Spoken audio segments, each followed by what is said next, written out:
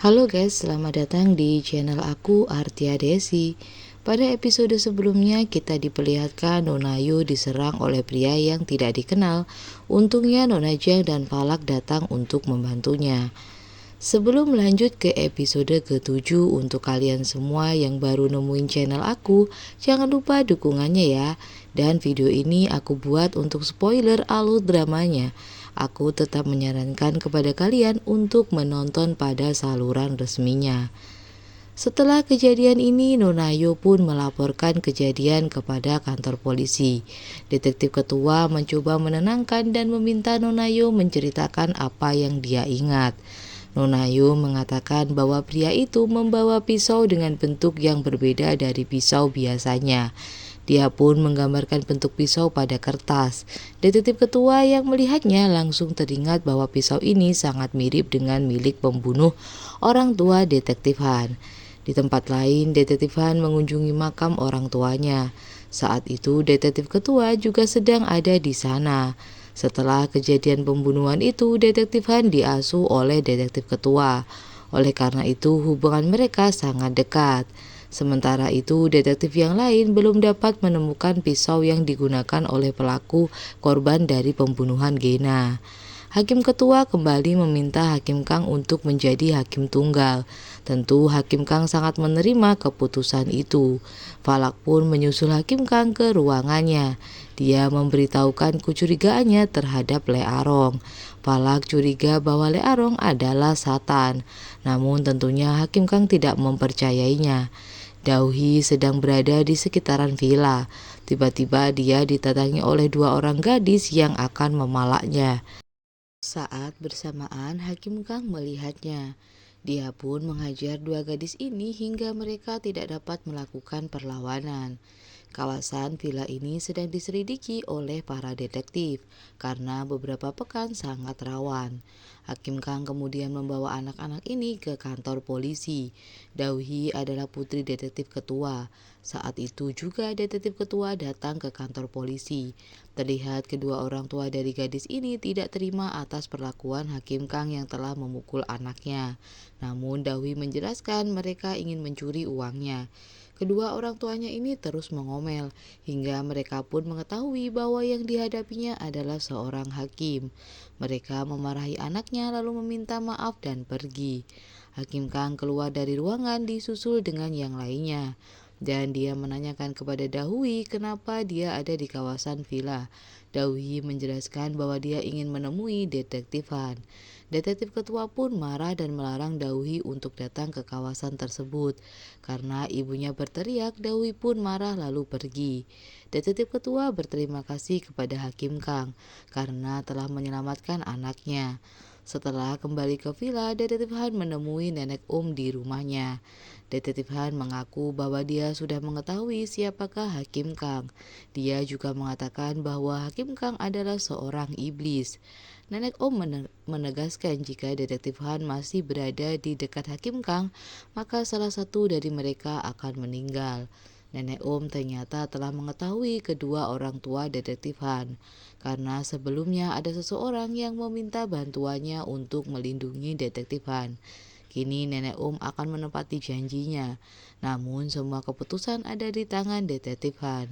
Setelah Detektif Han pergi, Nenek meniup lilin dan nampak bayangan di cermin berbeda dengan wajah Nenek Sepertinya Nenek ini bukanlah manusia biasa. Detektif Han kemudian menemui Hakim Kang, tetapi Hakim Kang masih kesal terhadap Detektif Han. Hal ini karena Detektif Han mencurigainya tanpa membawa seorang bukti. Keesokan harinya, semua penghuni villa akan melakukan pendakian. Hakim Kang yang awalnya mengatakan tidak ikut tiba-tiba datang ke lokasi. Detektif Han berusaha mengajaknya berbicara, namun karena rasa kesalnya, Hakim Kang mengatakan bahwa Detektif Han adalah orang yang baik di depan, mencurigai di belakang. Mereka berjalan bersama. Detektif Han merasa bingung dengan sikap Hakim Kang. Walaupun seorang iblis, tapi Hakim Kang juga terkadang menjadi orang yang baik. Detektif menceritakan bahwa Dauhi bukan adik kandungnya. Detektif Han bercerita bahwa kedua orang tuanya dan juga adiknya meninggal karena suatu kejadian. Detektif Han kemudian akhirnya diasuh oleh detektif ketua. Hingga saat ini detektif Han merasa bersalah dan menganggap dirinya yang membunuh mereka. Hakim Kang memberikan pendapatnya bahwa semua itu bukan salahnya, karena jika dia benar membunuh tidak akan bisa kembali hidup. Malam harinya seluruh penghuni villa berkumpul, mereka pun minum bersama. Detektif Han terlihat terlalu banyak minum. Kemudian Nona Yo mengucapkan terima kasih banyak kepada Nona Jiang dan juga Falak. Sebagai seorang putra dari Nona Yo juga berterima kasih. Tiba-tiba detektif Han mengomel dan mengungkapkan isi hatinya. Dia hampir saja terpikat dengan Hakim Kang. Mendengar ini, Hakim Kang panik dan langsung menutup mulut detektif Han. Di saat detektif Han akan pergi, dia terjatuh karena terlalu banyak minum. Hakim Kang pun menggendong detektif Han ke kamarnya. Hakim Kang pun membaringkan detektif Han, dan saat Hakim Kang ingin pergi, detektif Han memegang dan mengatakan dia masih bingung dengan sikap Hakim Kang. Selain itu, detektif Han masih mencurigai Hakim Kang karena dia yakin bahwa Hakim Kang adalah pelakunya. Hakim Kang mencoba mencarikan selimut di lemari detektif Han. Tidak sengaja dia menemukan kaleng soda bekas miliknya. Dia mengira kaleng itu disimpan saat Hakim Kang meminta mendaur ulangnya. Namun ternyata di plastik tersebut terdapat tulisan Danau Heso. Tentu ini membuat Hakim Kang kesal. Dia menganggap detektif Han hanya berpura-pura untuk mempercayainya. Tentu saat ini orang yang ada di pikiran Hakim Kang adalah Falak. Karena setelah kejadian di danau, Hakim Kang meminta Falak untuk mendaur ulang botol tersebut. Tapi ternyata Falak menjatuhkan botol tersebut di samping tempat sampah. Tiba-tiba Le Aron datang. Dia sangat kesal dengan kecerobohan Falak dan ingin menghukumnya. Hakim Kang mengatakan bahwa kaleng soda tersebut ditemukan oleh detektif Han. Tentu itu dapat dijadikan bukti olehnya. Le Aron ingin memberikan pelajaran kepada detektif Han. Namun Hakim Kang menyuruh Le Aron untuk tidak mengusiknya. Setelah Hakim Kang pergi, Le Aron mulai mencurigainya. Dia bertanya kepada Falak, apakah pernah melihat Hakim Kang menangis, dan meminta Falak melaporkan kepadanya jika melihat Hakim Kang menangis. Di sebuah tempat ada seorang CEO muda yang menerima penghargaan. Dia bernama Choi Wong Jung. Saat perjalanan pulang, dia melihat seekor anjing yang sedang terluka. Dia menghentikan kendaraannya dan menolong anjing tersebut. Beberapa orang nampak memotretnya dan memuji kepedulian dari Choi. Namun di sisi lain, di depan perusahaan ada karyawan yang sedang mendemo perusahaannya. Dia menghadap ayahnya dan ayahnya berkata dia bisa mendapatkan penghargaan, namun tidak dapat menyelesaikan anak buahnya. Akhirnya salah satu staf meminta ketua demo bernama Pak Park untuk bertemu langsung dengannya. Pak Pak berharap ini adalah salah satu harapan teman-temannya untuk mendapatkan keadilan. Sesampainya di rumah, Choi ternyata Pak Pak mendapatkan perlakuan tidak menyenangkan. Pak Pak mendapatkan notif pengiriman uang berjumlah besar dan ternyata yang mengirim adalah Choi.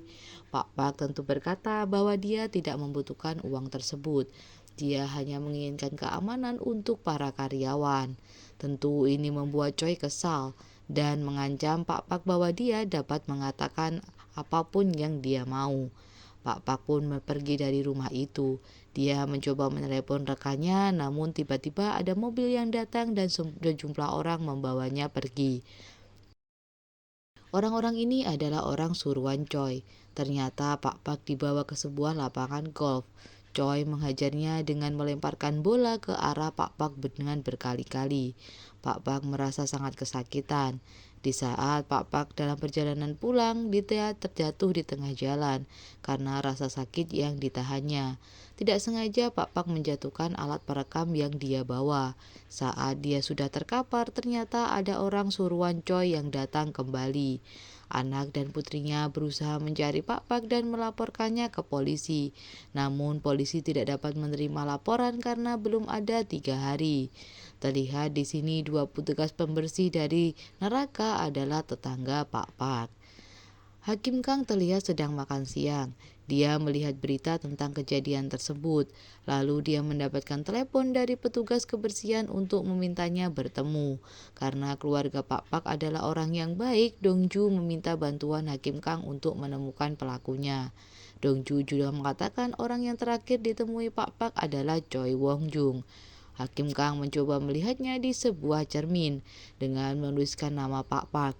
Namun nampaknya tidak muncul apapun yang artinya Pak Pak ini sudah meninggal.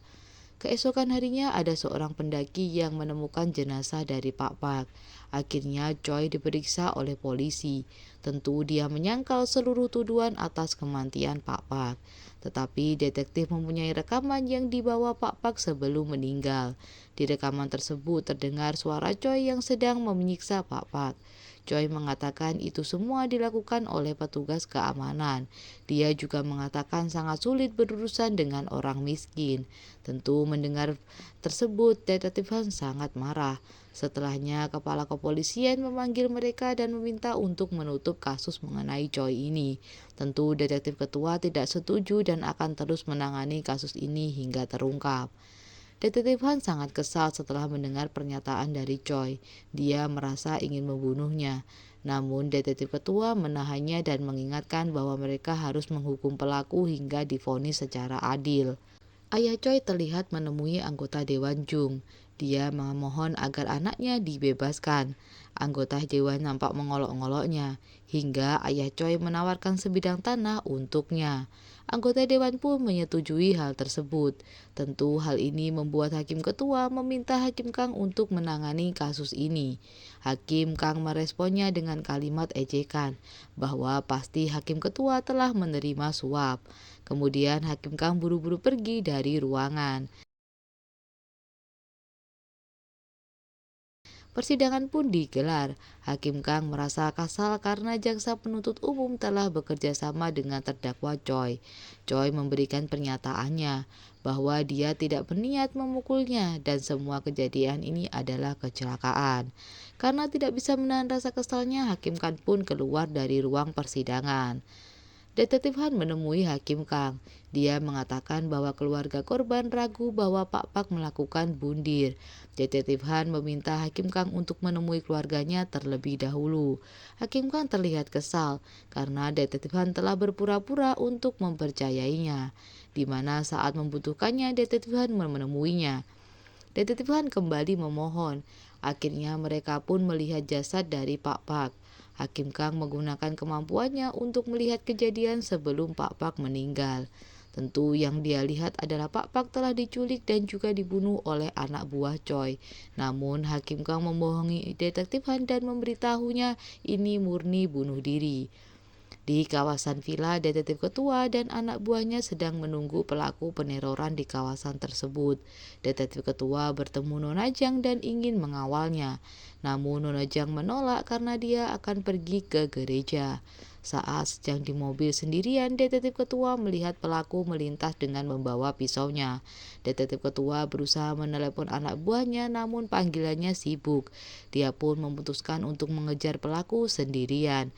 Hingga akhirnya terjadi aksi kejar-kejaran dan pria itu melakukan penyerangan terhadap detektif ketua. Hingga mereka pun terlibat perkelahian. Namun pria itu berhasil lolos kembali. Detektif ketua terus mengejarnya hingga akhirnya mengeluarkan pistolnya. Pria ini orang yang sama yang telah membunuh keluarga detektif Han.